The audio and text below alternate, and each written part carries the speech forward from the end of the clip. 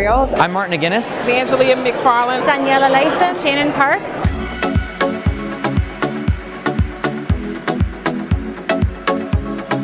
There are so many things I like about the summit. One of the biggest things for me is I'm actually remote, and so a few times a year I get to go out and be with my team, but this is some time that I get to go out and just be a part of the product marketing community. It is so incredibly validating to sit in a group of people that understand, the problems I'm running into and what I'm trying to achieve. Product Marketing World is a really good opportunity to gain knowledge about marketing from various perspectives, but what I love the most is the people. This is a community from product marketers from all over the world working at all sorts of companies, and being able to get questions answered immediately from them, or being able to have a network of individuals all over from all these sorts of experiences is a really incredible opportunity, and I think one that the PMA, our organization, does very well. I was introduced to Product Marketing World in 2019, and I was very excited about it because it is a forum where product marketing people can get together and we can learn from each other, we can network, and we can identify new strategies to help do our jobs. I thought overall the quality of the content in the sessions was really high, and I got a lot of interesting insights. I made a lot of notes, and I'm really keen to take those back to my company. This event has just been a phenomenal opportunity to connect with other product marketers in Austin, to learn about best practices and get some other insights from things that companies are doing really well that we could then implement in our company.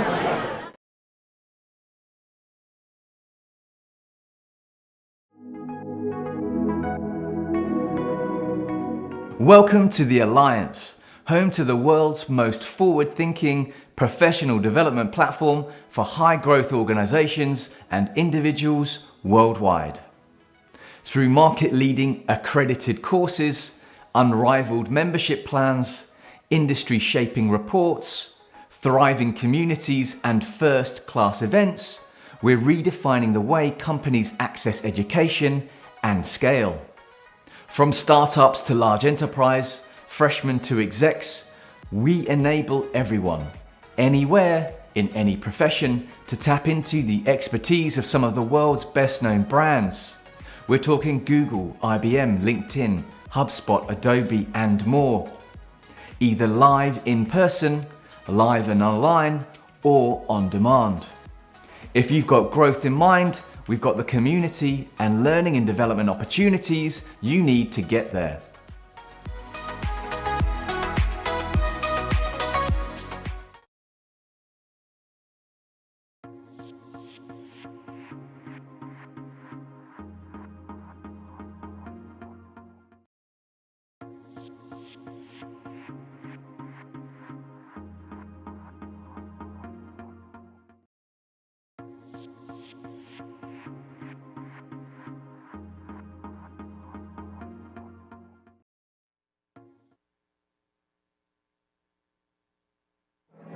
Good morning, everybody.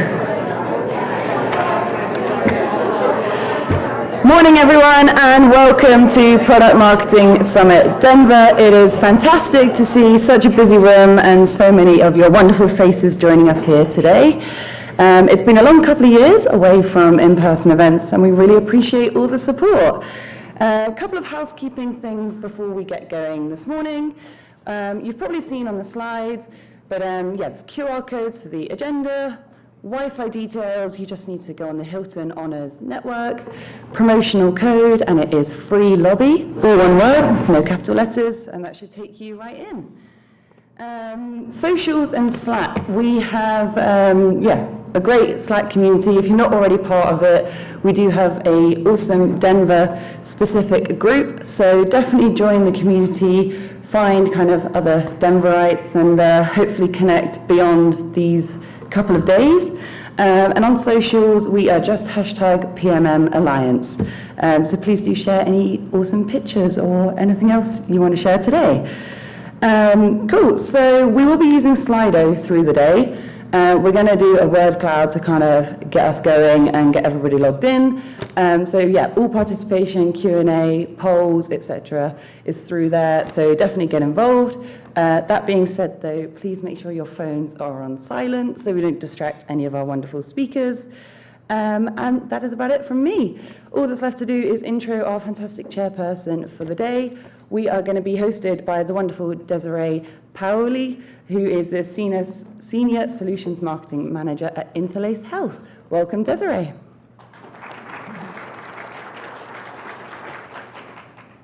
Hi, everyone. Good morning. Seeing if the slide will click through here. Not yet. Now it will. All right. There's my face. Welcome to the summit. Welcome to Denver. If you're not from here, I'm excited to be the chairperson for today and introduce all of our speakers and get engaging Q&A going afterwards. Like Rose said, make sure that you're joining in the conversation through Slido, and you can even upvote other people's questions if you agree and you want to hear the answer to that question as well. So stay engaged and stay involved. And we are going to start out with a word cloud. What are you most looking forward to learning over the next 2 days? So if you go into Slido, you'll see that option there. And that should start building on the screen as everyone is providing their answers.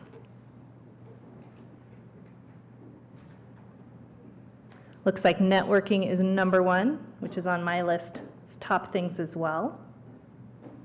I also think it's great to just talk to other people in the same role as yourself so you can hear those struggles. Oh, it's not just me who struggles with the product team or the dev team or whatever it is. So it's nice to have that camaraderie. All right, it looks like networking, competitive intelligence are some of the top ones there. Best practices, go to marketing, innovation. Awesome. Lots of things people are excited about today. All right, well, and also now you all know how to use Slido if you haven't used that before. Pretty easy to stay engaged. And with that, I think we are ready to introduce our first speaker, Mindy Grissom. She's the Senior Director of Product Marketing at LiveRamp. So please welcome Mindy.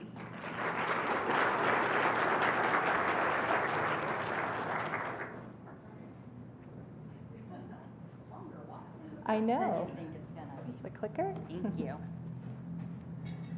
Awesome. Well, when you click too many times. All right, thanks everyone for joining. It's great to be back in person and seeing all of these lovely faces. It's been a while since I've been in front of human beings in a presentation, so bear with me a little bit. But today I've kind of gone back into my notebooks, if you will, and thought about my journey through product marketing. And I'm going to talk about how product marketing is not about the product. And I know you're all probably thinking this woman is crazy, product is in our job titles, this doesn't make sense, please don't leave. I promise it'll all make sense. In fact, most of us probably already recognize that product is not really the focus of our jobs, even though it is in our job titles. So who am I? I'm Mindy Grissom. I actually started off my career many years ago at Kellogg's. I worked in the CPG world, and I thought I wanted to be best friends with Tony the Tiger. So I went off to go get my MBA to be a brand manager, and I ran off to Seattle, where I fell in love with technology. And I learned about this new position called product marketing. It was new to me because obviously I was in a different world. And it was really the brand manager position for technology, which I just loved. And during that time, I made that shift. And since then, I've gotten to launch a lot of products. I've launched X-ray machines. I've worked in video conferencing rooms. If anyone remembers what a conference room is, we're all gonna have fun remembering how to use the technology in those rooms again.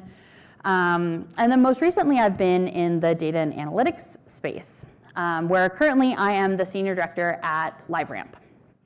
And so I usually come into companies as we try to figure out how to change our messaging, how to be more customer focused, how to increase our sales, how to do all of these things, right? Where product marketing is a little bit broken and trying to fix some of those places. Now, what I've noticed is when I go into companies, every company has a different view of product marketing, right? You are the central person of marketing that does every single thing. Has anyone ever experienced that, where they think you do the website, they think you write the press release, they think you do every single thing yourself? They don't realize that there's this whole other marketing team that does help you on that. They always say, oh, you're the person who just creates slides. No, I am not. I am not that person. You do data sheets, you do technical documentation. Sometimes, yeah, I do data sheets, sure, but like, I don't do tech. No, I'm not the technical writer. So with all of this confusion, right, people are always asking you, what do you do, right? They're trying to get a mental map of like, how are you going to help me? And when we aren't able to give a clear answer, we end up kind of living in this sad little product box. And I'll talk about that in a second. The first time I ever had that question, what is the difference between product marketing and marketing? Or what is the difference between product and product marketing? I was not very eloquent at that. I was like, it's product marketing. Like, don't you get it? Like, it's different than marketing because it's about the product. And they're like, well, we sell products. Like, isn't all marketing product marketing? And I was like, features. You're the launch person.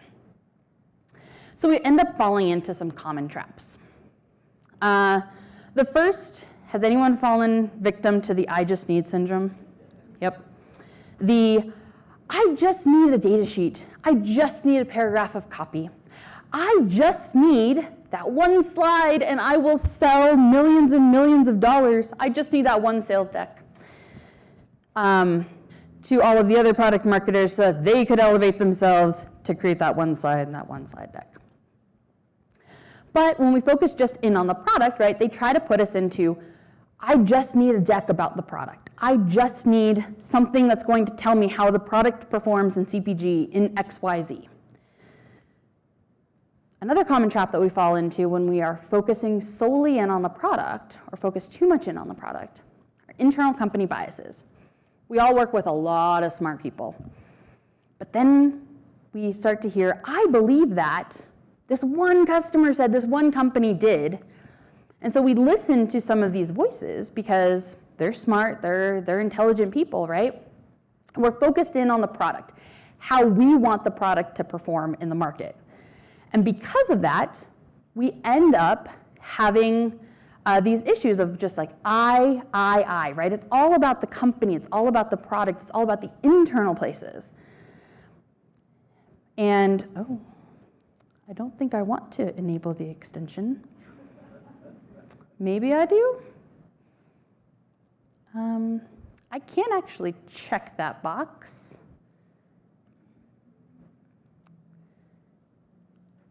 If there's a way for us to check the box in the back with the presentation, can't go forward quite yet. Acrobat for Chrome, who knew? This is your next one that you need to have in there. So when we are thinking about those internal company biases, right, we start to think, okay, this customer must really, really care about this because our product team cares about it, because this one sales team cares about it. Again, we start to fall into those traps just about the product. And finally, it's all about the product, right? Everything we do is product, product, product. Currently, at my company, I walked in, and all of our collateral is, hi, I'm LiveRamp, and I'd like to sell you 7,000 things with 13,000 really, really cool features.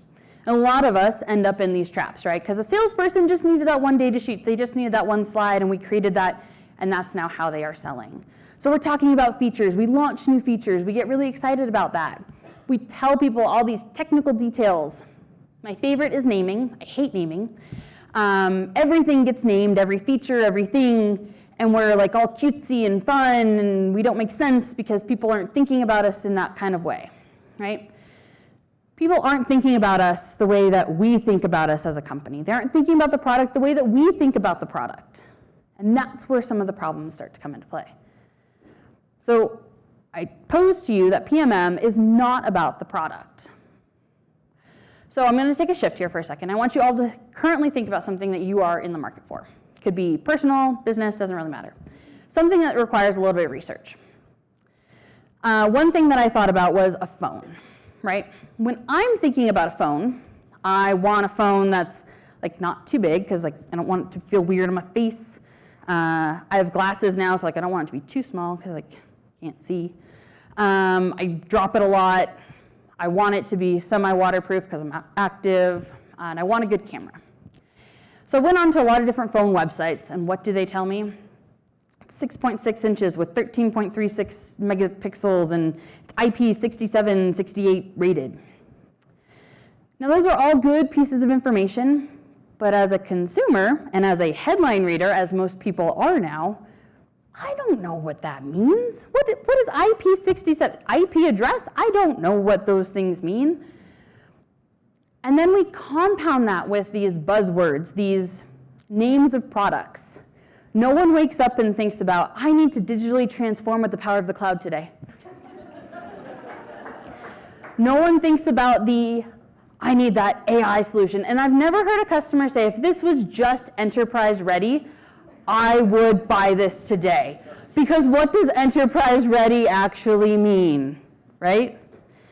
But we put these words in there. Sometimes we use these because we hear research. They're using these words, so we think we should use these words. We think our customers must be thinking about these words because the research is there. This is how people think, right? Or we need to sound smart, or we need to sound edgy, or we need to sound like we understand what we're doing.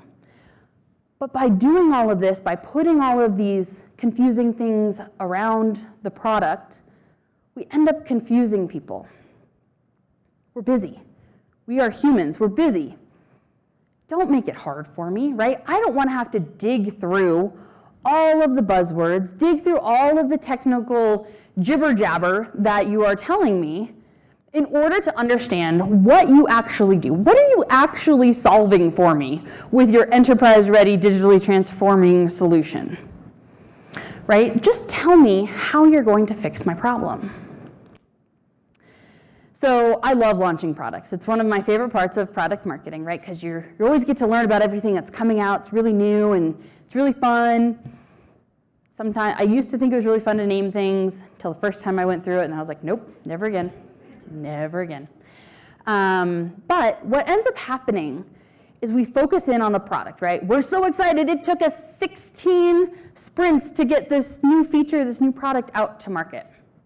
But when, at the end of the day, oftentimes, sometimes due to internal politics or whatever, we listen to the smarter people that we think are in the room, we end up sounding like this.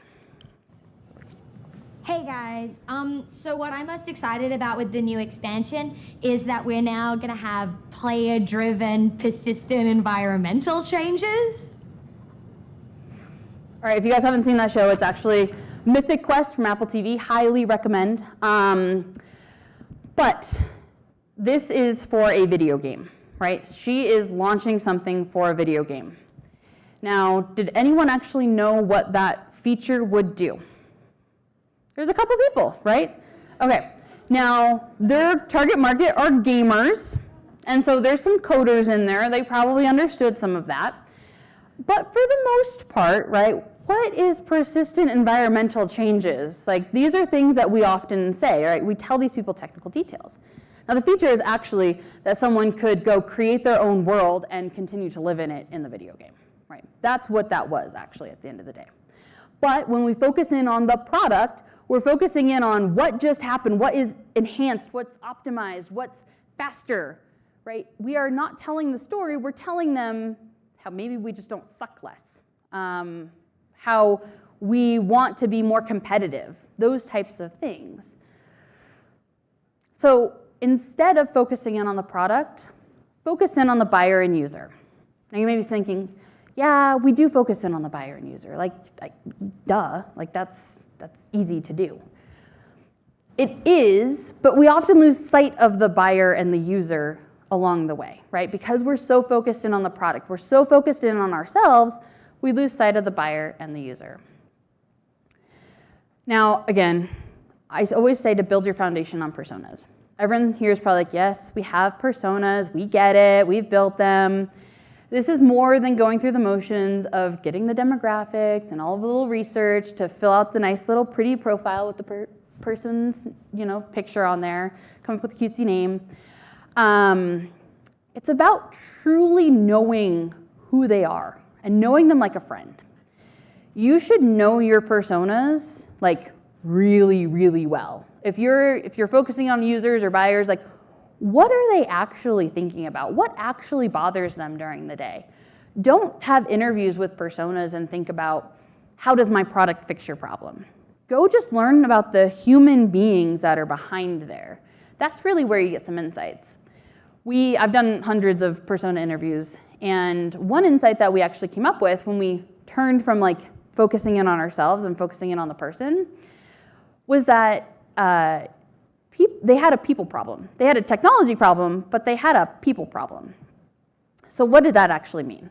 Well, it meant that we could go to the product team, head of development, and say, hey, these people have a people problem. Is there, like, and we could discuss it in more detail. How do we fix this? Can we fix this with technology? If we can't, what are the other ways that we can fix this for our personas? Maybe it's a guide that we can just give them. There was a communication issue that they were having. And this is not just one person, this is across all sorts of organizations. So it allowed us to say, maybe we fix it with the product, maybe we fix it with resources, but at least we can go to our folks and say, we understand your pain. Like, we know we can fix your problem with technology, but we know that that's not your only problem, right? That only fixes 80% of your problem. You still have a 20% pain point, and we're here with you. And that's really where people start to see the value holistically from your company instead of just, oh, they have a product and I can turn to a different competitor at any given point in time. When you are listening to them, how do they describe their problem? This is really key. I know a lot of us think like, yeah, we know how they're using some of the terms and technology, but really break it down. Like, how are people actually talking about their problems? Like, what are they actually Googling? I've spent way too many times with SEO where they've put words like collaboration that no one ever types into a Google search, but we think we should because they're like, oh yes, they are definitely searching for collaboration. No one goes and says like, I want to go collaborate with someone, right? They're thinking about like, I need to share something. However their different terms are. Think about how they are describing their problem and use that to your advantage when you are building out some of the messaging. And when you're thinking about what we are doing today, are we making it harder for them to understand? Do they have to go through all those buzzwords? Do they have to go through the technical details? How hard are we making it for them to relate how they think about their problem? And then what do they really care about? Not what do we want them to care about. I've fallen victim to this too many times, right? I love our product and there's 7,000 amazing things about it, so I must tell everyone in this one sentence that now has like 13,000 words in it because I had to put every value prop in there. But I guarantee you, 99% of the time, no one cares about everything, right?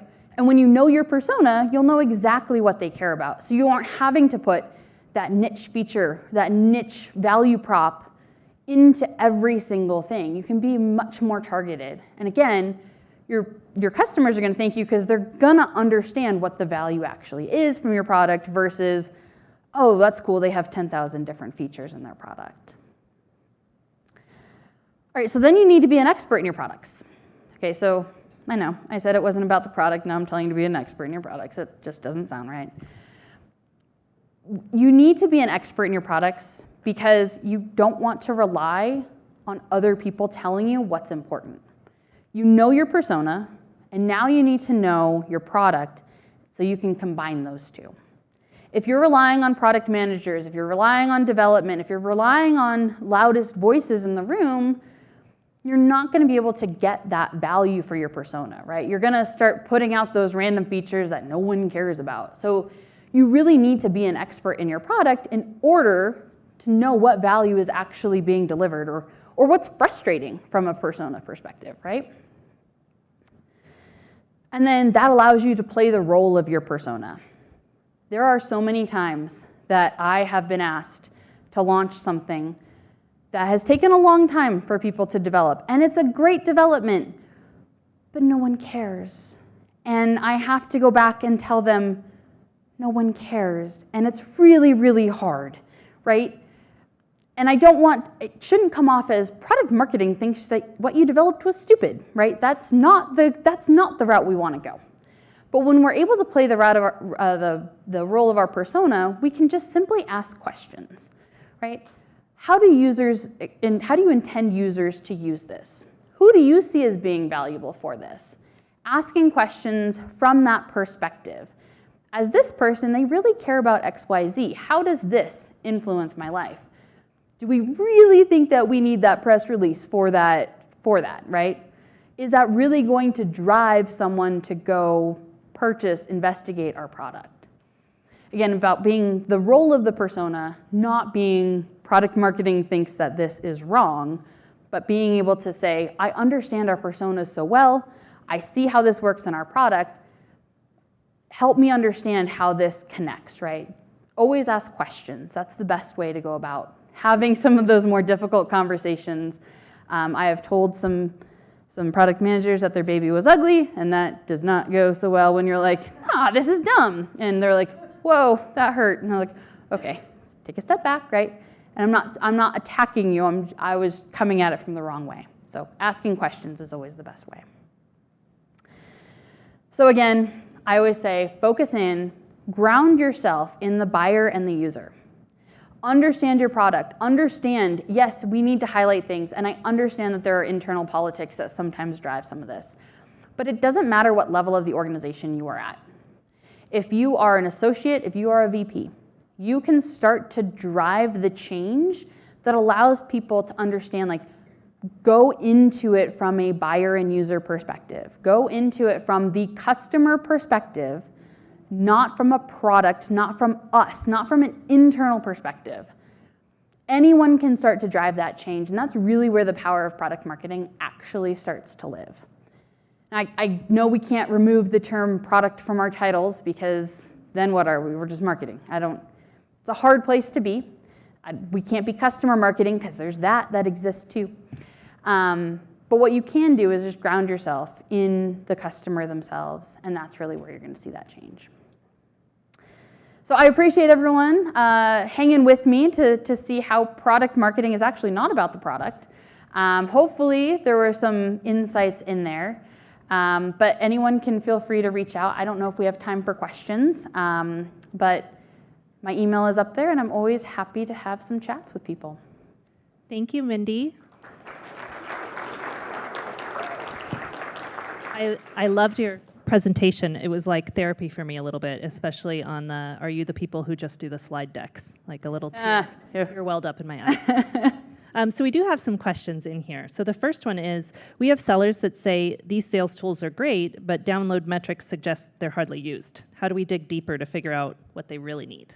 Yeah, this is great. So one way that you can go about this is, one, listening to sales calls themselves, seeing how people are actually using things. Because sometimes you can say, yeah, download metrics they might have it and they save it on their computer and use it a variety of different ways. So sometimes our enablement platforms don't allow us to see some of those metrics. But honestly, like, one, hearing them do it live. I love Gong and those types of technologies that allows you to, like, listen in without listening in, being there. But also going and asking people. Salespeople love to talk about all the things that they need.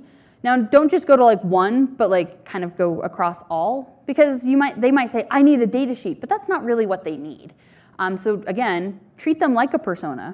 Ask them like questions. It's not just, I need a piece of collateral. Like, what are they actually trying to solve for? Awesome, thank you. Let's see, next one up. How do you become an expert of your product when you have so many products?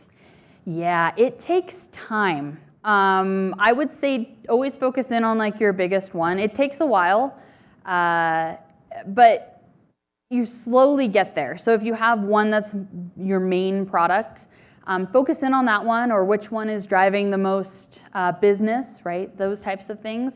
Most aren't usually equivalent in an organization, so focus on the biggest one, and then slowly expand your way. But I think the best way to kind of become an expert is not just like always digging in it yourself, but listening to customers. Like when trade shows actually existed, and we could go and hear customers, that's a great way to hear and become an expert, because you're hearing the different use cases that people are using versus you just kind of like pounding around in there. Awesome. All right, let's see, what's next? What if our organization doesn't prioritize PMMs getting access to personas and customer interviews? You don't know the customers as well as you should. Yeah, so I've been there where you can't get to customers, but guess what? There's people that exist in the world that you can go find. So a lot of times I actually just go on LinkedIn into my own network and say, hey, you have a title that's what I'm trying to target, and I just want to talk to you. People love to talk about themselves. So at any point in time, I guarantee if you went on LinkedIn, you could find people, and hopefully your product marketing leadership would allow you to even give a gift card or something that can help entice if they are not in your network. Right, so how do you help other functions focus on the customer rather than the product? Yeah, this one's tough. Because ripping something out of a salesperson's hand when they just walk in and just talk about the product is not great. What you try to do, one, with sales teams is to show them people who are successful, who've been doing this, right? Find a person that you can use, that you can kind of help be your champion. That's one way to help sales teams, because once one person does it, they all seem to do it. So that's one great way. And honestly, it does it itself. Once you focus in on the customer, yes, sales actually starts to win a lot more, so that will kind of happen naturally. But other ones, again, the product managers, they're trying to solve problems for their customers. So again, I like to be that connection point to try to connect them with customers to hear it themselves. Don't just come at it from yourself. You can find some folks that they can start to hear it themselves as well, and that starts to transform that. Yeah, and I think it's good to do those customer interviews together with the product team, because a lot of times my product team will go do the interviews themselves, and then and we kind of come out with different perspectives. And so doing that together, regrouping afterwards, and sharing those takeaways and making sure you're on the same page is really helpful too. Just a quick show of hands, how many people in here work in the marketing department? Okay, versus how many are under the product department? Okay. Probably if I were just randomly throwing out a number, I'd say 60-40, 70-30. So that ties into the next question of, do you think that view changes depending on where the PMM lives within the organization? So is that lens different if you're in product versus under marketing? So I've had the unique experience of working under both at any given point in time. I don't think that the view should change. It should still always be about the customer. And it just depends on how you frame it for different people. So when you're thinking about the lens of the customer from the product perspective, it's, again, partnering with them during those customer interviews to understand some of that, versus when you're under the marketing team, right, it's a little bit more on the targeting side of things. So I think it just depends on more of the positioning internally that you have to do. Yeah, and I think the mindset too is more current users and how they're using it, and data we're pulling out of that's driving where product wants to focus their prioritization, versus us looking at what the market wants and the key buyers want. And so a little bit of conflict there sometimes. So let's see, the next one, when the user is not, sorry, it bounced up there, your buyer, but the buyers could also be the users. How much focus on the content for users should you have? So it depends. So there's different routes, right? Buyers are obviously important because they sign the check, but they are not always your champion. They are not always the ones who have the most influence. A buyer could put all of the influence on their own users to be hey, just tell me if this is good or not. So it really depends on, every product's going to be slightly different. But I don't think everything should just be buyer or everything should just be user. There's a very healthy mix, because you have to have both within the buying cycle. So it truly just depends. I don't have a percentage. I wish I could give a percentage. All right, I think we have time for a couple more questions here. So does how you go about building a foundation on what your personas really care about change when you're creating a new category? Creating a new category, this gives me some PTSD. No, it's fine. Every company I go to, they're we need to create a new category. No. The foundation of what your personas really care about actually doesn't change, right? Because your people aren't changing. We're just trying to fit ourselves into what their mental map is. So honestly, understanding what they think of you, how they're thinking about solving their problem, that doesn't change, right? It doesn't matter if you call yourself peanut butter and jelly or AI. Like, they don't really care. They just want to know how you can fix it. Now, it does help when you start to like go into the conversation. You can't just say I'm peanut butter and jelly if you're not, but that foundation doesn't change. It's all about around them, and they will actually help to guide how you talk about the new category. All right, and last question. So when you have buyer personas, user personas, and jobs to be done, how do you decide what to use and for who? I feel like jobs to be done was like such a buzzword a couple years ago in my organization. You could almost play a drinking game in meetings of how many times is somebody going to say, I need to hear what the job to be done is. Yes. In fact, that just happened in a few meetings not that long ago that I was like, oh man, I thought we were done with that. We're not. Honestly, it varies on your personas and what actually needs to be used for who. So a lot of times, like, we think about user personas being more in the product side. You have to like focus in on just being technical, but that's not always true, right? Like, they don't always just need that type of content. Buyer personas don't always just need like the fluffy content. So I think that, again, it really comes down to understanding that human being and what is actually really, really valuable for them, and then getting some of that prioritization just depending on who's actually within that cycle. All right, it looks like that was the last question. Thank you so much, Mindy. One more round of applause for Mindy here. Thank you. Thank you. All right, up next we have Clara Smith, Senior Product Marketing Manager at Slack, and Trevor Pyle, Director of Product Marketing at Quantum Metric. They are going to come on up and do an Ask Me Anything session.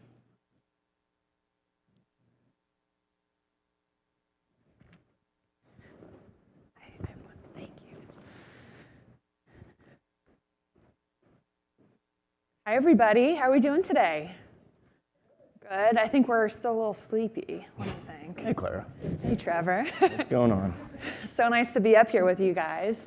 We're going to go ahead and get started, but I have a fun activity for us all to do. Who's game? Couple people? I challenged Trevor to wake up the room. You guys want to do a slow clap with me just to create the energy in the room? Yeah? Ready? All right, let's do a slow clap. When do we stop? Oh, okay. All right, there we go. All right, now I think we're ready to go. Thank you guys so much for the warm welcome and being okay with my improv here. Appreciate it. Yeah. So I think we're getting started, and we're starting with intros, and then we'll go to polls. Is that right? Exactly, yeah. Cool, and there's the clicker. Here's the clicker, the magic clicker. All right, let's go ahead and get started here. So nice to be here with you all. I'm so grateful for this opportunity to pay it forward in the industry. And we're really here to pull you all up and level you all up wherever you're at in your career, whether this is your day one as a PMM or you've been around for a couple decades in the industry. We want to challenge you and level you up and share some best practices, but also get to know you afterwards in the happy hour and lunch. This is a little bit about me. I've been at Slack for 1.5 years, and all I do each and every day is competitive. So I sit within the product marketing organization, and a little bit about me just from a fun angle. I'm an ambivert. If you don't know what that is, feel free to Google it. I'm a godmother of 3, and I'm a shameless photographer who's promoting her own handle at a professional conference. I mean, it's very good work if you're shameless. So my name's Trevor Pyle. Claire and I have known each other for maybe about 1 year now, but we just met in person recently. And I work at a company called Quantum Metric. So we were founded in Colorado, based in Colorado. I started about 3 years ago, and we're 50 folks, really, really small product marketing team of 2. Now we're at about 500 and a team of 10 product marketers. So as you can see, avid wearer of Crocs, sorry to disappoint today. Also love front porches, sometimes do them at the same time, but yeah. I love it. You can absolutely do it all, right? You don't have to pick. Cool. So fun story about when I met Trevor in person about 1.5 weeks ago to make sure that this was the best session that's going to be in the entire summit. he met me on a front porch. So I really got to see him in action. And he also has such an incredible experience set from Colorado, from the food scene to the skiing and snowboarding scene. So if you're here just for the weekend or if you flew in, talk to Trevor. He's your local guide. Cool. Let's get to the poll and get started. Absolutely. So we wanted to do a quick pulse check here and really understand where everybody in the room is coming from. So let's launch the poll in the Slido and see how the results come in.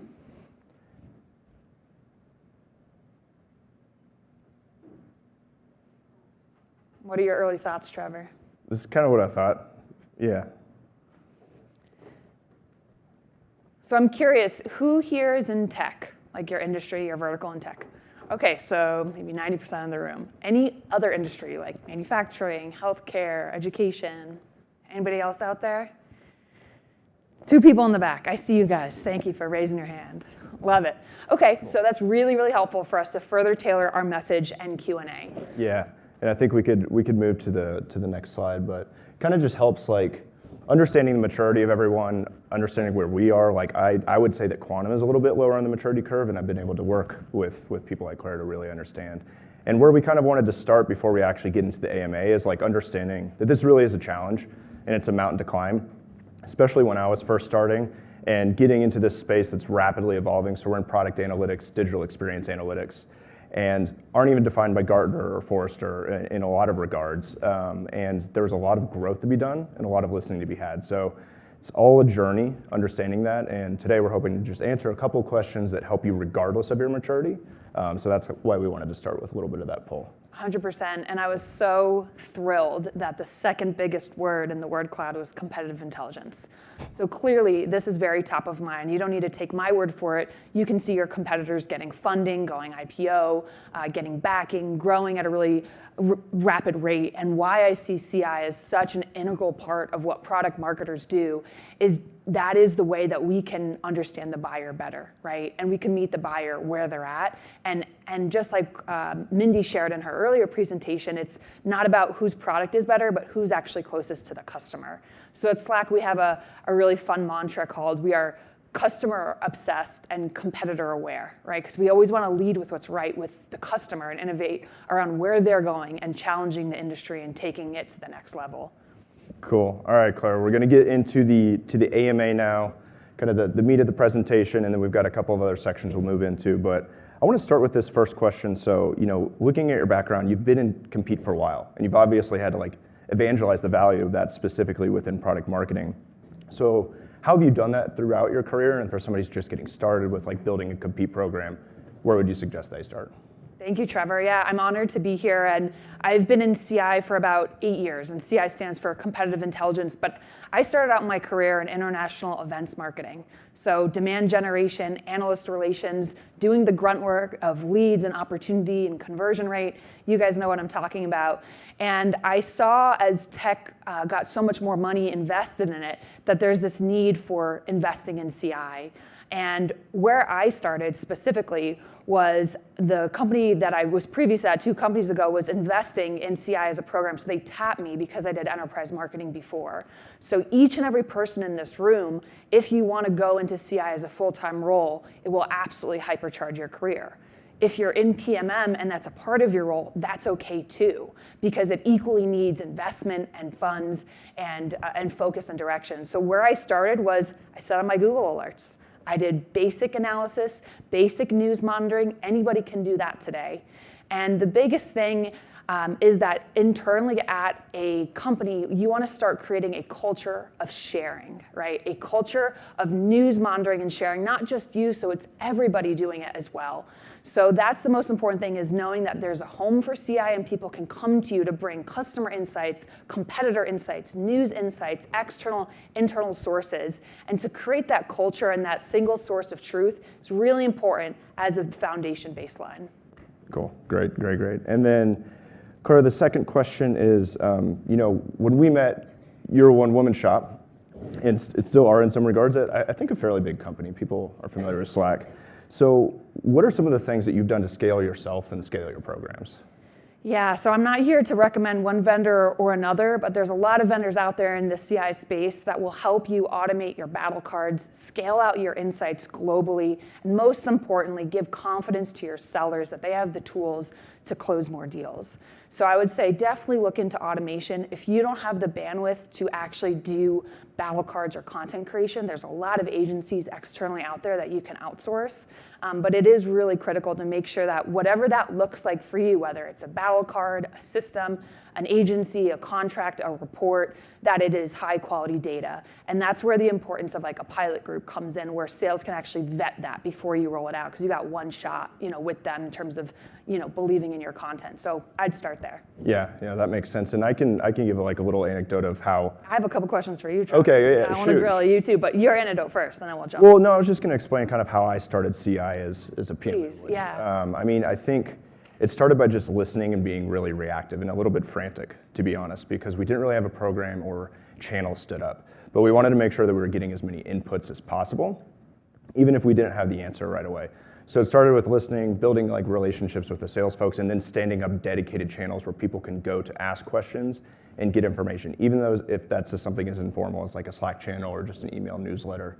Yeah. But it started with that, not utilizing any technology, like basic Google alerts, and then just dedicated time, and then working with technical folks such as like SEs and our product managers as well. So we've grown since then, but it really, when it started, we were just reacting, listening, using Google alerts, and then setting up channels and then scaling from there. I love that. Yeah, so Trevor's a director of product marketing at Quantum, and he's had to say yes and no to certain things. So that's my next question. What have you said yes to or no to within product marketing, and where does CI play into all of that? Yeah, I'm not really a no guy. I'm pretty bad at that. And I think that's okay. I mean, I like to get as many inputs as possible, and yes, I have read Michael Porter. I know the importance of saying no and choosing a particular strategy.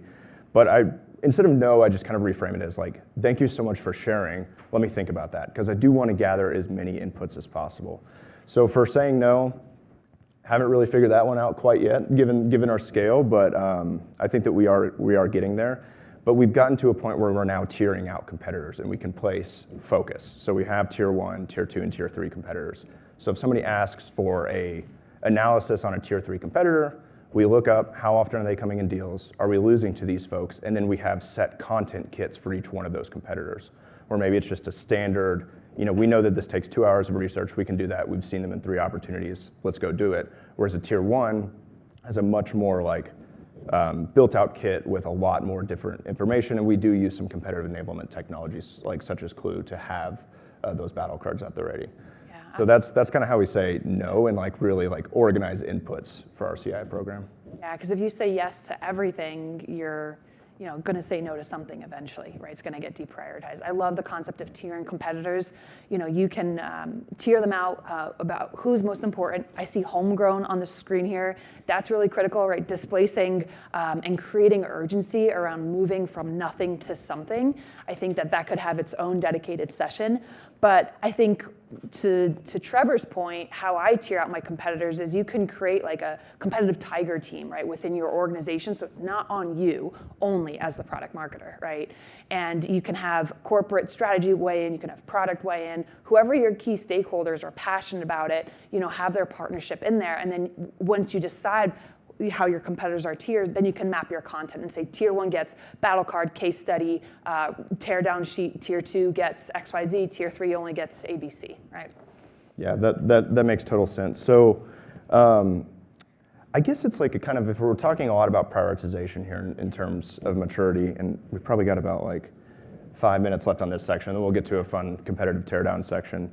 But what roles or teams would you suggest PMMs or CI experts focus on first? It's a good question.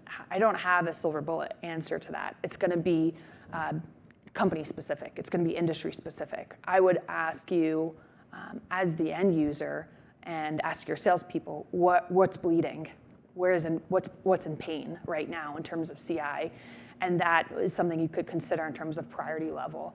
I would say when you look at a CI program maturity curve, you can serve everybody in the organization, all the way from CEO to corp strat to sales enablement to marketing in terms of your competitive marketing messages and go-to-marketing messages in that regard. You can work with social. So I see CI as that glue, that single source of truth, that where people can come to you, get that source of intelligence, and then take action on it within their respective areas and stakeholders. So that's how I see it. It's going to be dependent on where the pain is. So really look at, you could even create a CI program roadmap around what we're going to do in 3 months versus 6 months versus 12 months. So maybe in a year we'll brief the CEO, but right now we might not be ready for that. Yeah.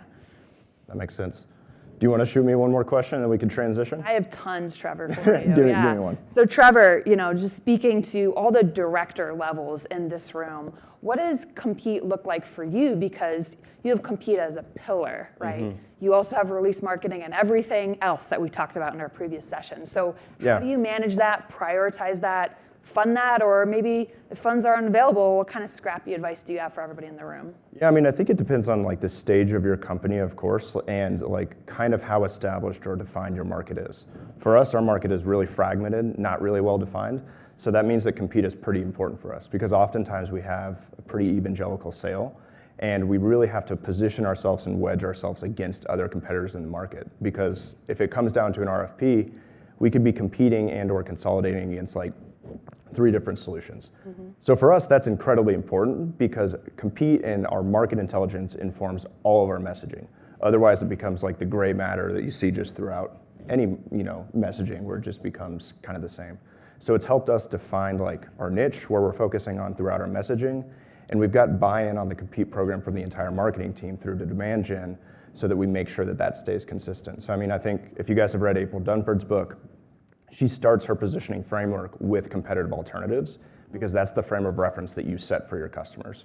So we do the same thing within our messaging hierarchy to make sure that we understand what is the market, where's the emerging like threats, and do we think that's where the market's going so that we can message against that effectively. So it's pretty important for us, and we do sell it explicitly into enterprise as well. So you get into those competitive scenarios sometimes. Super critical in enterprise where everything is fight against or a displacement, right? And these sales are so long. So you mentioned something that was really interesting around working with demand gen. And we wanted to actually do a fun activity in the next couple of slides, which is a live teardown, a nice teardown of competitive marketing examples that we see out there. Just want to pulse check the room. Raise your hand if you're excited, interested. We just want to see how much time we should spend on this. Okay. Yeah, let's do it. All right, let's do it. And we'll get to Q&A after that. Love it, love it. It sounds like a plan. So this is called competitive messaging in the wild. And you can find this specifically anywhere, on LinkedIn, on Google, in your grocery store. This is everywhere. And once you start looking for it, it's going to crack you up because maybe the next time you're buying milk, you might think of Trevor and I. So what do we see? What do we see here, Trevor? What's your thoughts on not milk? Yeah, I mean, it's pretty clear their frame of reference that they're creating, right? Like they're positioning themselves so firmly against milk, which I really like because it's not like giving it a fancy branded name that people are like, is this just a different format of milk or does it have calcium added? So I like that they're like firmly leading with competitive alternative. The only thing I don't like is, and maybe it's covered by the blue thing, is okay, if it's not milk, like what is it? Is it Mountain Dew or what? But is it a new category, right? Yeah, what's your read on it, Clara? Yeah, my read on this is, I think back to the pain piece, they're running away from, the pain of milk, right? And they're not trying to create a new category of we're oat, we're soy, we're this, we're that, but they're saying we're whatever you don't like with milk, and that can be up to you to interpret, which I think is really fun as the end user. Oh, and the last thing I'll say is make sure you remember which one of these you like the most, because we'll vote at the end to see which is your favorite message. So this one is the not milk one. Yeah. Who has seen this one before? Quick raise of hands. Anybody? All right, maybe like 30, 40% of the room. So to all the industry tech vets out there, this came out in the 80s. And this was a letter specifically from Apple to IBM welcoming them into the computing industry. Yeah, and I'm reading this book right now, if you haven't, Walter Isaacson's biography, of Steve Jobs is incredible, and Steve Jobs is a pretty weird person, but he was also very incredible. He ate carrots for a week straight one time. You'll have to read the book. Who knew? It's really interesting. Who knew, right? We're talking about milk, carrots. Yeah. But either way, what I love that they're doing here is they're pushing the market forward, because this is a time when not everybody had computers or understood the idea behind a personal computer. So they're kind of like growing the market in this like inorganic way. And if you actually read it, it does feel somewhat genuine. There's a couple little jabs there, but I like that they're like pushing the market forward and showing that like, hey, computers are gonna be important for everybody, so welcome, and we're looking forward to this ride. I love it. Like the thought leadership angle, the piece where they're saying like, welcome to the party. We own the party, right? We threw this party, but you can have fun at the party too, right? And I really love the professional yet snarky tone that it's that fine line, right? Where you're not getting anybody angry at you. So this is like a classic competitive marketing example in the wild. And I think what's like the one homework that I would assign to everybody here is, go back and have conversations internally with anybody in your company around what is our competitive tone, because it's an extension of brand, and that can really make or break or rub your customers and analysts the right way or the wrong way, right? So that's something to consider as a next step. 100%. Cool, you kick this one off, Clara. So who's seen this one, the Apple Mac? All right, so I think we get more than 30% of the room, Yeah. so 100%. This came out in the last 15 years, so maybe that's the reason why. But I love this relationship, this friendship that they showed in a commercial. I thought it shows it's not a fight against, but it's we're gonna be here for the long haul. Apple and PC, they're not going anywhere. They're gonna be around for decades, and they're holding hands. Imagine holding hands with your competitor, right? And at the end of the day, they were using user-centric language in here. They're talking about the benefits, the ROI. What are you going to get from an engagement level of when you use a Mac versus a PC? And that is super customer driven. And that's why I think they nailed this one. Yeah, and this is much further after, I think, that 1984, whenever that message was. And it's like, the market's very defined. Now you have to make a choice. So I do think they're focusing more on differentiation here from like a technology level. And that guy went on to be in dodgeball, so big win. What's better than that? What's better than career-making moves, yeah, right? For sure. Appear in a competitive ad, you never know what's going to happen next. Okay, and I put this one in there. Oh, you, Trevor. It wasn't me, I no, promise. It wasn't me. So the reason I like this one, again, is frame of reference, because it's very clear that it's replacing something that everybody is aware of, and it keeps it really, really simple. The value prop is super small in the bottom, but it just leads with that headline of something that's pretty bold. And since you have a call to action that's so action-oriented, with like a true PLG or product-led growth motion, which we don't. I wish we had that. We'll get there. It's really nice because you kind of are asking like how immediately. How does it replace email? We'll try it. Yeah. And it's really easy to get going with that onboarding experience. So I love this message, but I'm sure you have like insider takes of this. Is this something you don't like? I can't reveal all my secrets. But specifically here, I didn't create this. I have to give all the recognition to my fabulous coworkers at Slack. What it does here is it talks about your alternative versus the status quo, right? So I came from the HCM industry or the HR tech industry, and what one company that I worked for offered was a career portal. So what is the status quo of a career portal? Emailing in your resumes, right? That's not scalable, that's not reportable, that's not auditable. And so with the career portal, that's what the end user will get. With Slack, everybody's in email. Email's been around for what, 40 years, 50 years? Somebody do the math. So it's about time that something changes in terms of the evolution of this type of technology. And it meets the end user where every single person has email. So think about you and your industry. What is every single person within your industry doing? And how can you up-level that? And how can you replace that? And I love the CTA at the bottom. It's not demo here. It's not download our ebook here. Sign up for our webinar here. It's why don't you just give us a try? Yeah, I love it. Okay, cool. Well, you, Trevor, what do you think about Airbnb here? I mean, I like this. Like, I've always liked Airbnb's messaging, but I think what they're doing here is firmly positioning against hotels. Whereas, like, you're going to a hotel, you're just going somewhere to kind of stay in that hotel, and it's not inclusive of the experience. Like, I think you've seen them roll out new features when it comes to like experiences and having much more experiential like stays and things like that. So I just love how clear and simple it is of just like the live there approach. Yeah. And it gets you at the heart, right? You're like, everybody wants to go home. Everybody wants to make tea at the end of the day and snuggle up in a blanket. But don't you hate it when hotels don't have nice warm blankets, right? Like, that's what it really gets to. It gets to the user's heart. And I think for the market that they're targeting, you kind of want to go somewhere and feel a little bit of culture shock. And maybe you're a little more insulated in like a hotel or somewhere that's like a multinational brand that you feel comfortable in. So they're kind of saying, go and immerse yourself, which I love that. I love that. Yeah, it's a really it's a great approach. Yeah. So, the infamous feature function matrix. I see you going, we love no these, way, right? no way. Okay. I see you closing your eyes there. I want to connect with you and feel your pain. Yeah, let's talk. All right, I can rip into this in the nicest way possible. I actually know somebody who works at ClickUp. Same here, they're great. They're great. I love ClickUp. We're not trying to throw shade, but you go first, Trevor, and then I'll jump in. No, you go first. Okay. Yeah. I feel like you have something you want to say. All right, so we got to do a quick like inner circle confession here. Who here has made one of these before or done this before? 1, 2, oh, more than I thought. Okay. Wait, you didn't raise your hand? You've never done it? All right, that's what I thought. All right, so this is the easiest thing when it comes to external facing CI, and that's something I'm super passionate about because you have to be so careful about it. So this is a classic marketing faux pas where you put your feature functions here, you put your competitors here. Maybe you'll go really fancy and have a Harvey ball, which is a little clock ball, right, where it has like exactly what I'm talking about. And then here, what they've done to make it super simple is check X and then whatever circle means, right? Maybe in the middle. So what they've nailed here is they've confused the buyer.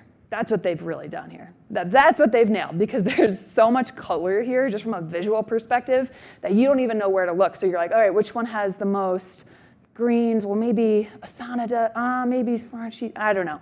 Yeah, and then you can scroll over and scroll over and scroll over. But at the end of the day, when you create a feature function matrix, which sales absolutely loves, or in your RFP, the bigger question is, how can you change the features and functions so that you are column A? If you talk to anybody in sales or RFP world, this is a concept, column A. How can we be the vendor of choice?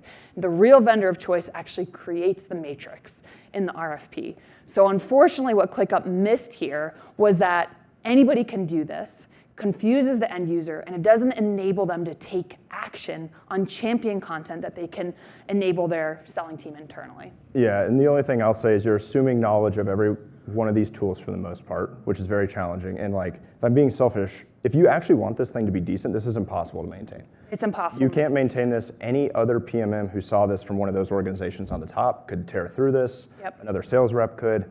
It's just challenging when you put it at that functional of a level. Maybe you have it internally, but I would say that's pretty much just for like a product team with like links to documentation. I don't see this as an external asset. And to ClickUp's point, like they have kind of, I feel like this used to be more front and center. I feel like they've hidden it a little bit. It took a little within their searching for us. webpage, yeah. And then also, what's the opportunity cost is you're telling your buyer, go check out 10 other competitors and then come back to me. Right, so that's the risk. And the legal risk is also there too, where I've been on the other side of this, where the competitor ripped my company apart, and you could take legal action if you wanted to. So. Yeah, so there's a couple problems. But what about this one? What do you think of from GitLab? So it's a little different, but kind of not great too. But I mean, I'll say what I like about GitLab is they have a open source competitive strategy. So if you go on their website, they will have all their competitive differentiators, why they believe they're better, and then other competitors can actually comment on this and say, hey, we've updated this and it's actually improved over yours. And they'll say, okay, we'll accept that merge request, which is kind of wild to have that open of a competitive strategy. The only thing I'd say about here is that it is a little bit more use case driven. Like I know that's aligned to their products, but if it's a little bit more use case driven, but it's still just a ton to look at. Yeah, it is a lot to look at, but what I think they did two things really, really well. They moved away from feature function. And to Mindy's presentation, what she said about before is, what are you trying to accomplish? Right? Me, somebody, as the end user, am I trying to secure, release, verify, create? And then I can kind of pick and choose my own adventure here. In GitLab's place, they're like, oh, we do it all, we're the full suite, right? We've all heard that before. But I think what they do really well is they say, we can actually play well together in our industry here. And whatever you're trying to accomplish use case-wise, pain point-wise, we can deliver that. Yeah. And we take a similar approach because we get the asks about the feature function matrix, but we have more of a I want to approach where we have, as a user, I want to understand the behavior on my native mobile application.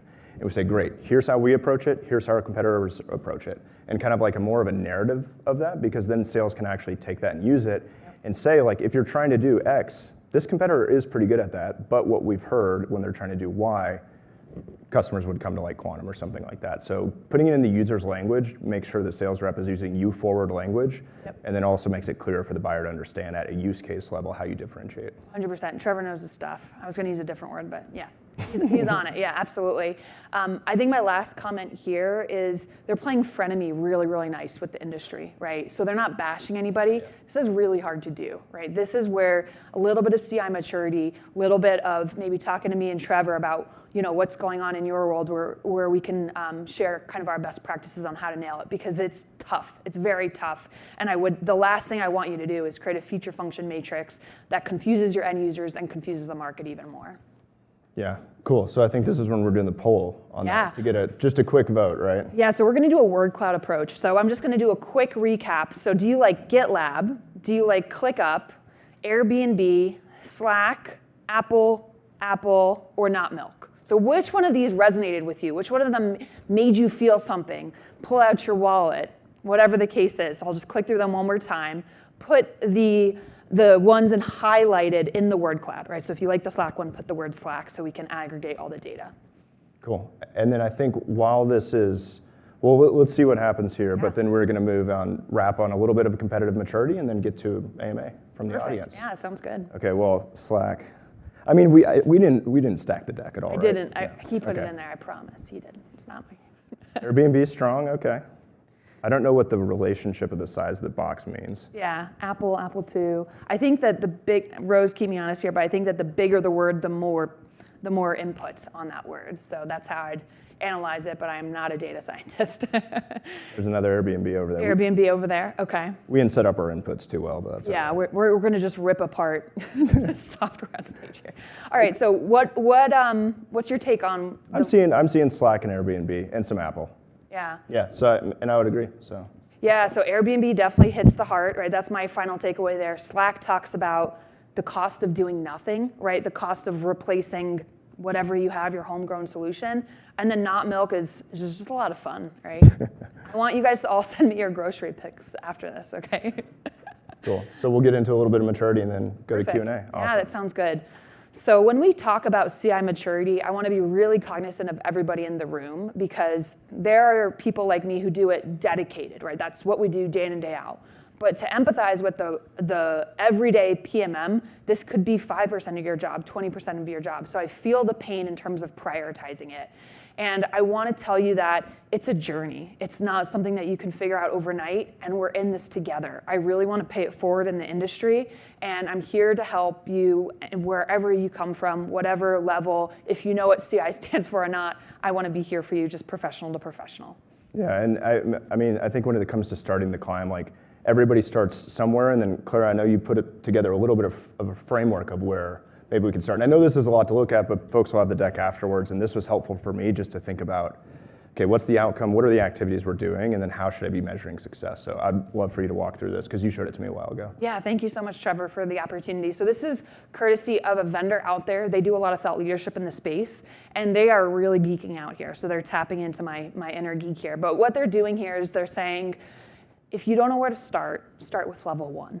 And it's very simple. You can set up your Google response, your Google alerts, monitor and tracking, and you are that single source of truth that organizes and informs the company. So instead of having all these islands of information in SharePoint sites or Slack channels or emails, you're asking everybody to come to you so there's one source of truth. And that will create a lot of confidence and create that culture of sharing within your organization. And your ROI here is marketing productivity, because typically this happens and starts within marketing, or to the people in the back, maybe it starts in product management as well. So I would say start at level 1. These are your outcomes, these are your deliverables, and this is how you can measure it. It's so important to set a foundation for that. And if you're interested in CI as a career or potentially as a next step, then you can start looking into level 2, level 3, level 4, level 5, especially if you have budget, right? If you don't have budget, don't worry about it. I never had budget in my early parts of my career. I was super scrappy. So I want to let you all know that if you have budget or not, you can absolutely accomplish that.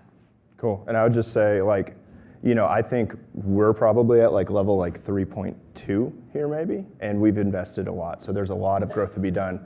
We've just started really having like quarterly like product strategy meetings and like ironing out our product strategy. So like a lot of this just comes with the growth of our company, where we're figuring out our messaging and positioning, figuring out our product strategy, and then this is kind of coming along with it. But we'd be working like very much retroactively if we didn't already have this intel to inform those groups. So 100%. Yeah, I completely agree. Level 5 organization typically takes over a year to get to. So no pressure, but definitely start small, claim your small victories, know that you're not alone, network with people like Trevor and I. We're here to pull you guys up and inspire you and give you maybe a pep talk anytime you need it. This is also brand new, hot off the press. I know Andrew really, really well. He actually comes from ClickUp, so don't tell him about what happened in this room today. But I did want to give him a plug, shameless plug. He has nailed the competitive playbook for the regular old PMM out there, whether you're an associate or a director, starting off a program, whatever the case is. He has nailed it into bite-sized, fun videos, quick slide decks, and I know he works really closely with the PMA too. So definitely check that out. You can shamelessly use my discount code if you want a little bit cheaper, but it's about $150. So it's not a big investment and you have it for life. So I had to plug Andrew because he personally asked me to review this. So I gave him a lot of feedback and I think it's something to definitely check out. I also want to be very fair to the other vendors out there. PMA has a dedicated Compete course that Alex McDonald has put along in there as well. And I'm featured in that too. And then lastly, I know SCIP, the Society of CI Professionals, also has their training course. So whatever your budget is, there's tools for you. And if not, you can always just get free consulting from Trevor and I. Absolutely. And I guess we'll end on that note with this beautiful slide work. I know we don't make slides, but like pretty proud of this one. Yeah, very proud. Yeah. You can tell we're in marketing. I think Clara's mentioned it. This is why we have a brand team, right?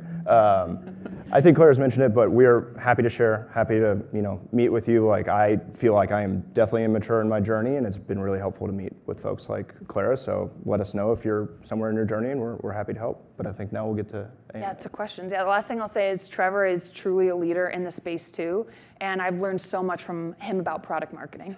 Yeah. Awesome. Thank you so much. Give them a round of applause here. So it's no surprise where we saw competitive intelligence on the word cloud at the beginning that there are a ton of questions here. So we're going to get through as many as we can before we do a coffee break. But I encourage everybody to just mingle and chat and ask them questions in person if we don't get to yours here today. So the first one is, how much CI work should be company strategy versus product and feature? And a lot of people were interested in this one. That's a loaded question. I mean, I could start, but I could be wrong. So maybe you should come over top. Okay. You go first.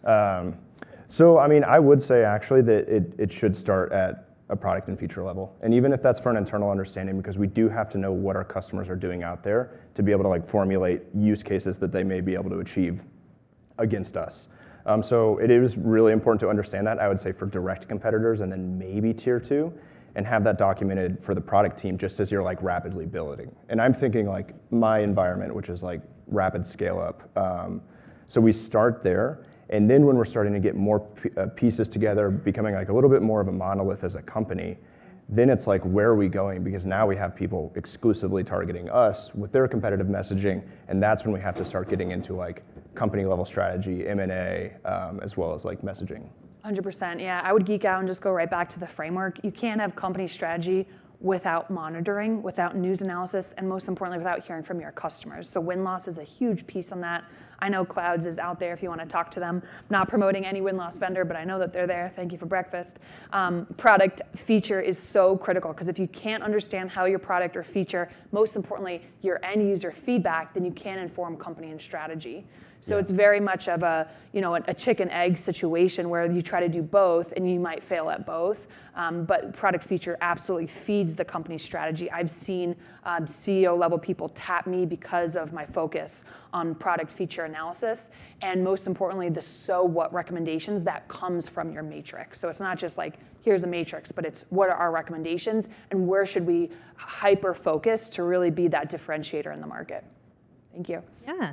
So next question, and this one really speaks to me because how often do you spend all this time finding a channel to distribute competitive intelligence to your coworkers because they've asked for it and then nobody goes and looks at it? So, what do you think is the best way to share those insights, news insights in particular here, and get other people to care and to engage with that information?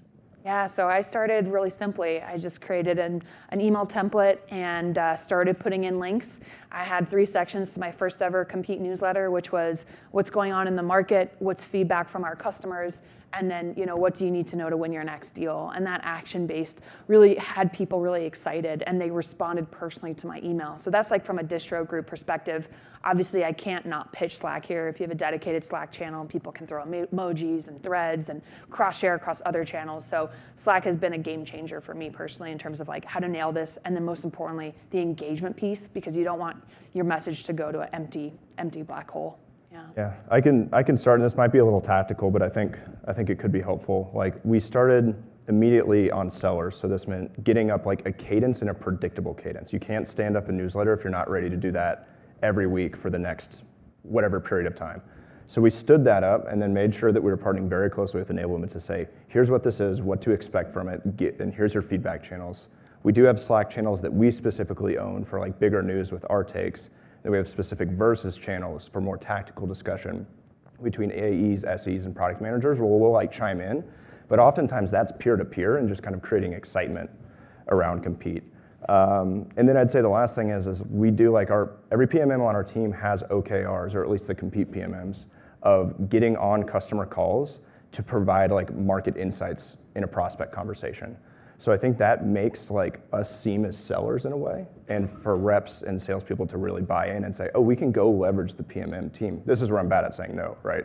But we can go leverage the PMM team to come onto these calls and be experts, and it kind of makes our team like rise to the occasion to do that as well. 100%, yeah. Putting CI into action is a whole another session topic. I don't want to overwhelm anybody, but that's a great way to get value from your PMM team. Yeah, that would be a great session topic.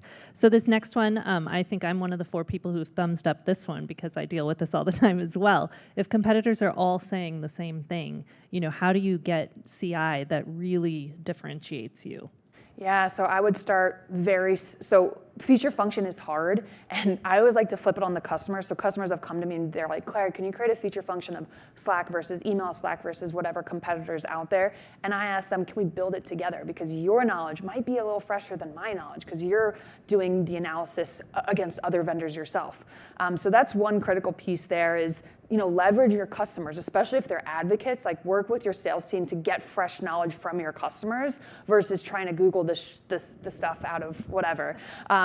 But to your main point, are you really going to win on a feature function level? Yes, no, maybe, sometimes. But it comes back to me being super customer obsessed, which is what are you trying to accomplish? We'll show you customer validation, case studies, et cetera, to get you there. And then most importantly, we'll show you how it's easier in our tool than the other ones. So you don't fall down that feature function trap. Yeah, and I don't know if this is an interesting approach, but this has worked for us. Like, we're in this market. We have a ton of funding in our space, so we have a bunch of people building a bunch of stuff, and everybody is sounding the same. A couple ways we differentiated is creating like a specific methodology. It's not a category. That's like an evolution of Agile that's kind of helped, but I would say what we did is when we were like, we're all sounding the same, customers are confused on these initial calls, what do? We started looking across the funnel, where do we differentiate? And we realized it was in the POC stage. When people are actually like trialing our software against our competitors, we have an 87% win rate. So we're like, okay, that's good, but how do we like take that and move it to the beginning of the funnel? So this is where we started to get into a lot of our marketing is like use case driven. Like, we're building interactive product tours right now to say, yes, they're saying you can do that, but try to do this in our platform. We'll actually show you how it will work instead of walling it behind like just an enterprise, get a demo motion. So bringing like the true like, here's how our product works and get your hands on it to earlier in the funnel has been pretty important for us. Yeah, and create some FOMO, right? You guys we're in marketing, create some FOMO around these customers, right? These case studies, this percentage of the Fortune 100, whatever your angle is, that's what you want to create with the customer to create that urgency. Yeah. That's awesome. So this next question, I think you went over it in your last slide, Clara, so maybe you can speak to this, kick it off. But how do you maintain a valuable yet manageable program knowing that it's not going to get dedicated budget? Yeah, that's a very tricky question. And I was very lucky to have consultation and investment in myself early in my career. So I would say you can absolutely do it with no budget. I did win-loss interviews by myself. I specifically built out battle cards and content by myself. But it's really important to create a pilot team that supports you in that, right? And they can be one representative from sales, one representative from demand gen, one representative from corp strat, whatever that looks like. Who are your advocates so that you can surround yourself with a nice kind of seatbelt of people that will support you and give you honest feedback. I think that's really important. And then also just set expectations. You all know how to manage your stakeholders. Say, this is what we're going to do in the first 3 to 6 months. Everything else is out of scope. We want to nail the first 3 to 6 months really to deliver the most important value. And then you can expand to other stakeholders and go up from 1 to 5.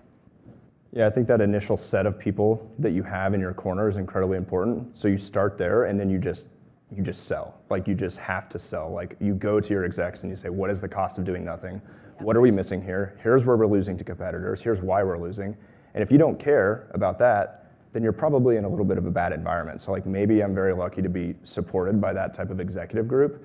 But if you get that circle of people and then you go and sell to your executive team, you have to win budget because it's only going to get harder I have to compete. seen, absolutely, I have seen so many rounds of funding, so many more CI roles out there within the product marketing departments of organization. I've seen this kind of niche blow up in the past 3 years.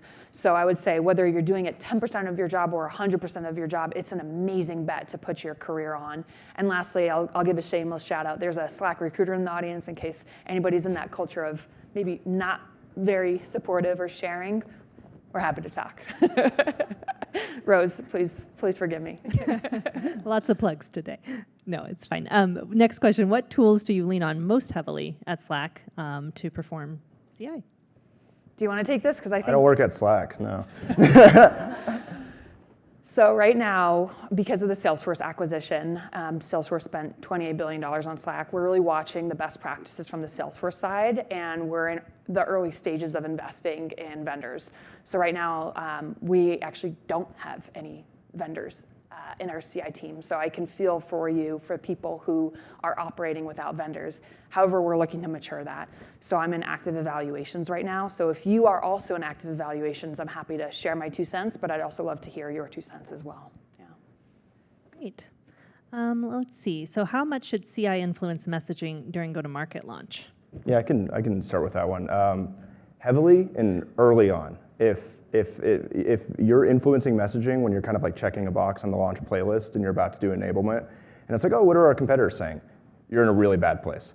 Like you have to start by understanding the walls that they've created, even like way early on in the product development process. Like I mean, I'm a firm believer that PMM should be involved throughout the product development lifecycle.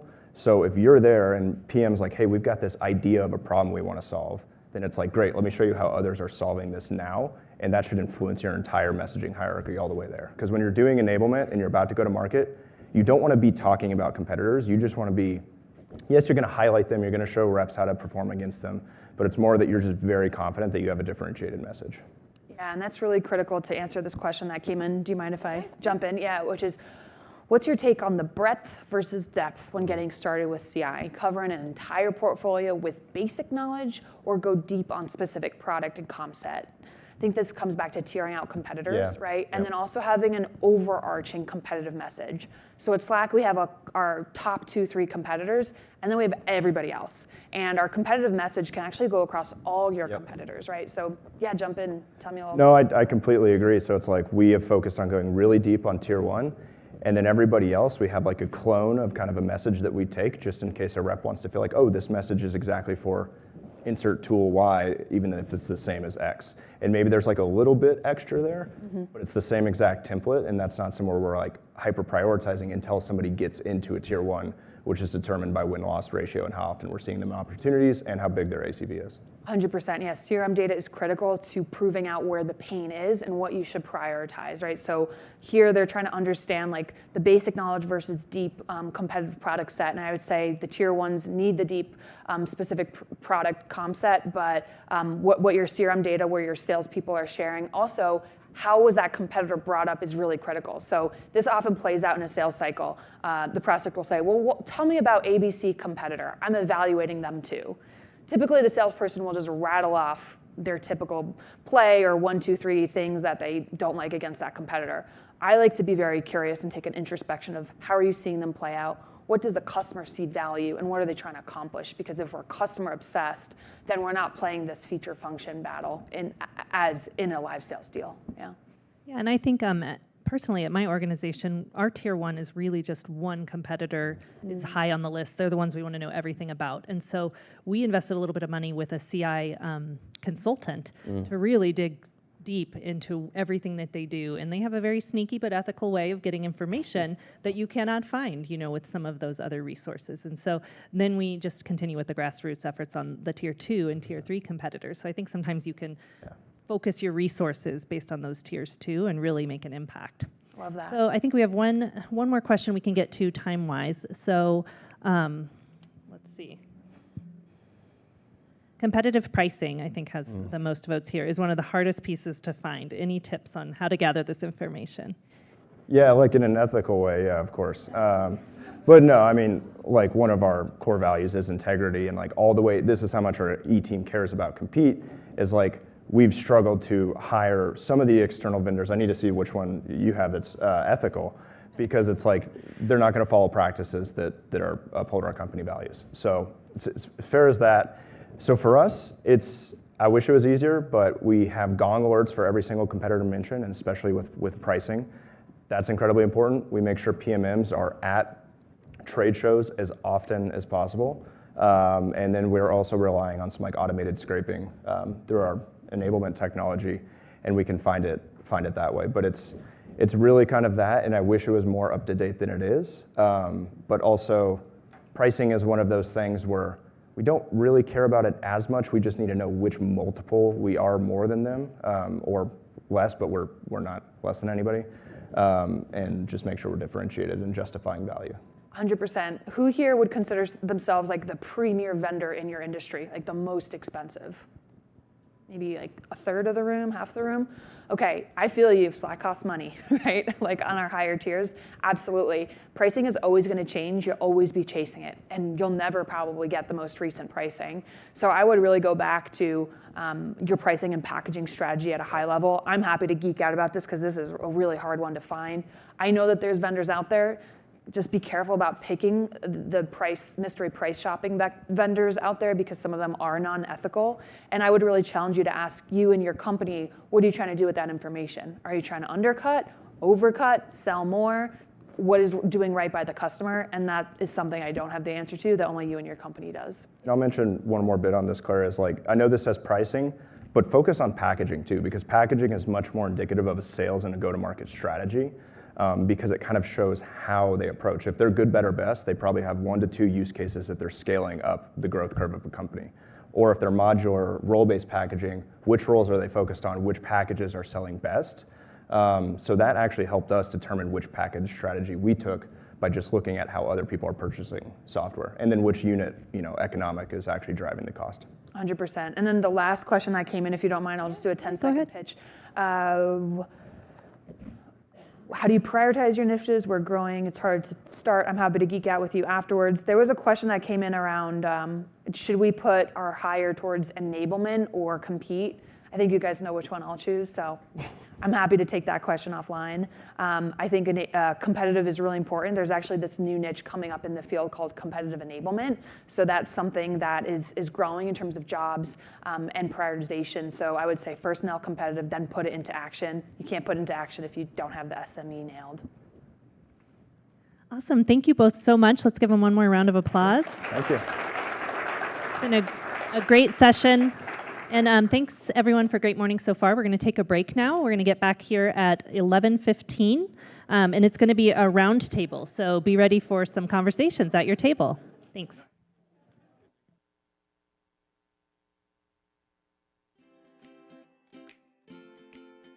The Product Marketing Alliance membership is an incredible resource for product marketers with all types of experience. It's definitely a goldmine of information and resources from the Slack community to the templates and resources. I can go out and see how are other people thinking about their growth strategies or product adoption. How are others thinking about the best ways to do customer interviews, or how others are setting up the content and customer advisory boards. There's some great real life examples that I can either make a copy of or take as inspiration and really make my own. Getting access to the videos and the templates is more than worth the cost, because you get to see what the top PMMs are doing and how they think.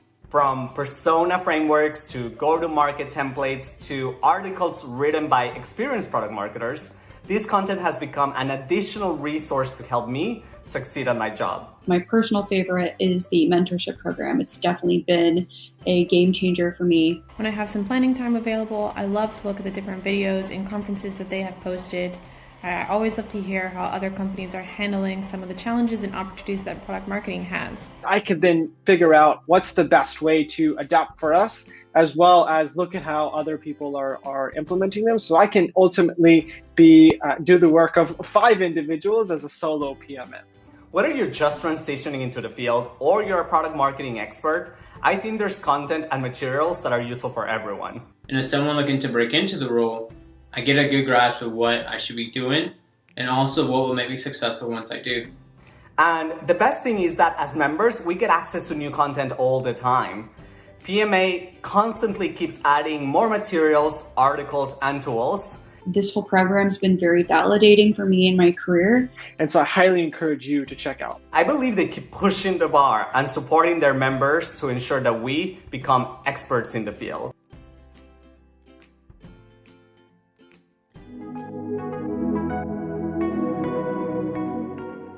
Product marketing has grown to become one of the key pillars within an organization. And yet, a well-known frustration point within the community is that most of our colleagues still don't understand the daily responsibilities of a product marketer. But we wanted to break this cycle and shine a light on the incredible value that this role brings to the table, which is why we've designed a brand new book with this exact goal in mind. Product Marketing Misunderstood is guaranteed to equip you with the first-hand knowledge, techniques, and stories you need to amplify your role, establish your authority, and elevate your strategic value.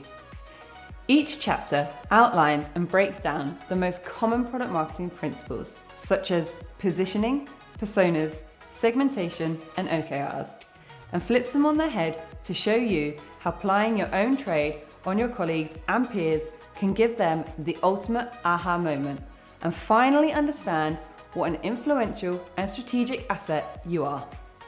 Page after page is filled to the brim with real-life actionable advice from the likes of Drift, Privy, Intercom, G2, Adobe, Zendesk, and more. And by the end of this book, you'll have the ultimate toolkit to present a formidable product marketing force around you and position yourself in a way that quite simply cannot be misunderstood. Want to be understood? Then read Misunderstood. Order your copy today. What's it like to be a product marketer in 3 words? Challenging, rewarding, and collaborative. What, in 3 words? Humbling, exciting, and rewarding. It's very diverse. It's very, very collaborative, rewarding. Super cross-functional. I find it to be super fast-paced, strategic, when you have to take a lot of insights from different parts of the business. Unique, invigorating, but also often frustrating. Those are the 3 word ones are the hard ones.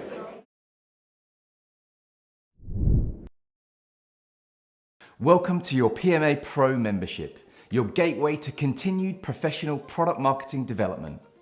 Whether you're new to the industry or an experienced practitioner, we've covered all bases with our variety of specialist content, including on-demand presentations, templates, exclusive content, mentors, toolkits, learning paths, and more.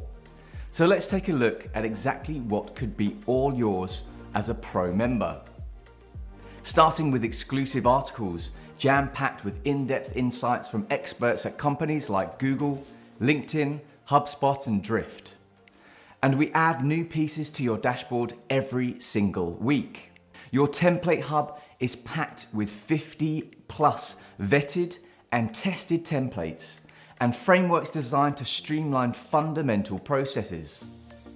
Used by companies such as Slack, Microsoft, Twitter, and TikTok, rest assured, you and your team will be equipped with the best materials to enhance your practice.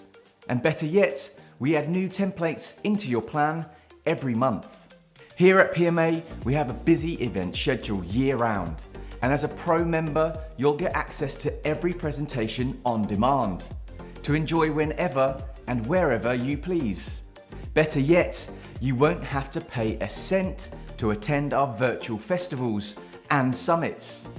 The discounts don't stop there either. As a pro member, you'll also get 10% off our suite of certification programs.